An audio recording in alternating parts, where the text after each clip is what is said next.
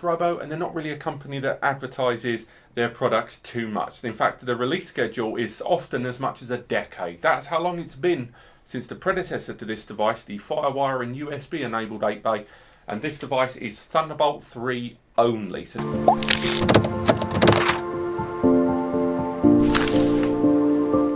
Right, so here is the bag that the Drobo arrives in. I've never quite understood why Drobo insist on sending out their DAS storage devices and indeed their NAS devices in these little canvas bags. I know a number of you people out there utilise these for long-term storage, but I would never use this for portability, and it certainly doesn't offer any more protection other than dust. So again, I will remove this, but I just thought I'd leave that on here. I know it's a hardware review, but I did think it worth bringing that to your attention.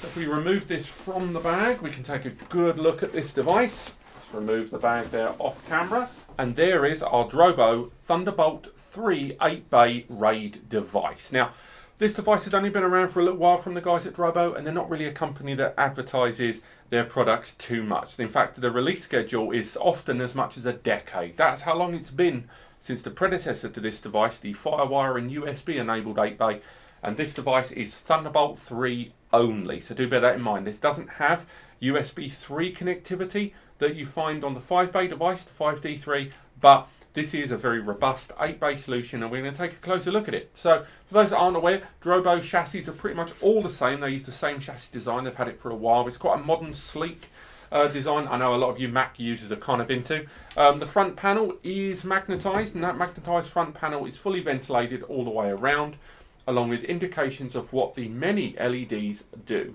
Now, it is worth mentioning with that LED, the LED structure on the front of the device, that these give you a lot more information than just on and off or active. They tell you a lot more about the health of the drive or if there's rebuilding actions in place.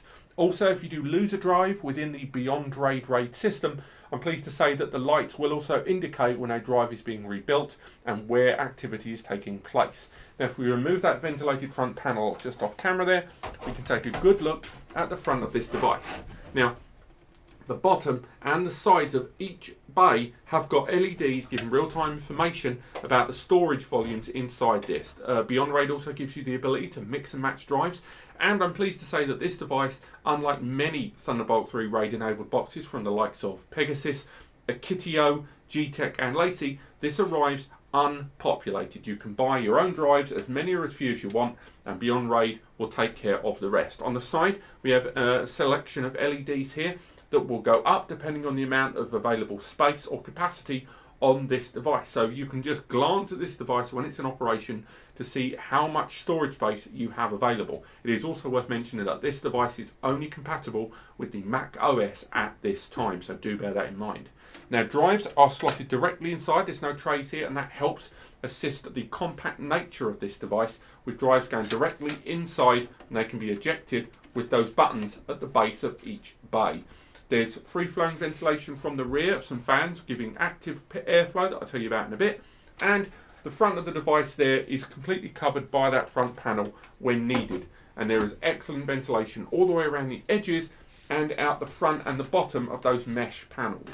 The sides of the device are all covered by a single metal sheet all the way around, with only a couple of little slots there based in the bottom that stop this one-piece surround being broken apart. If we look at the rear of this device, we can see some other interesting features, one of which I'm sure has caught your eye in the middle. But the sides have got these free-flowing fans here that are active, that their RPM can be adjusted accordingly from the Drobo dashboard software, and the middle of the device has got that SSD cache base. So if we remove that sticker from there, we can see that this is where we can directly install a 2.5-inch SSD bay into what they call the accelerator bay. But what it is an area of smart cache that is used to assist and improve the read and write speeds of the storage hard drives in the front. Alternatively, you can install multiple hard drives and SSDs in the main bays and one in the rear, to mean that this device will then have an auto-tiered system of storage, with data being moved to fast-acting layers of storage on the device and overall improve internal speeds. Of course, internal speeds are only half the thing with this, because thanks to Thunderbolt 3 connectivity, it has removed all the bottlenecks internally and now externally to give you some real, raw, fast storage. The device itself is quite impressive. At arriving at about £1,000, the internals, it includes a quad-core ARM-based CPU. So I know it's not an Intel, but still a quad-core ARM of 1.4 GHz and an area of DDR3 memory mean that this device, for a DAS, a direct attached storage device, has got specs that rival that of a NAS. The reason it needs that internal hardware spec is several reasons. One, the software that arrives with this makes it more than just a DAS. That Beyond RAID system gives you a tremendous amount of flexibility with your RAID. You can create multiple volumes with their new intelligent volume system, and in the event that this device does fall down for any number of reasons, be it a power failure, the power cable getting ripped out the back, or anything like that, this device even has a battery inside that if the power cable is directly removed from this device, and it has an internal PSU down there at the bottom, if you remove power from this device one way or another, it will still continue for a few minutes and safely shut down and cease all read-write operations. This can be an enormous benefit to those that don't want to have critical data loss or damage to their RAID array, something that only this company provides along with those LED lights.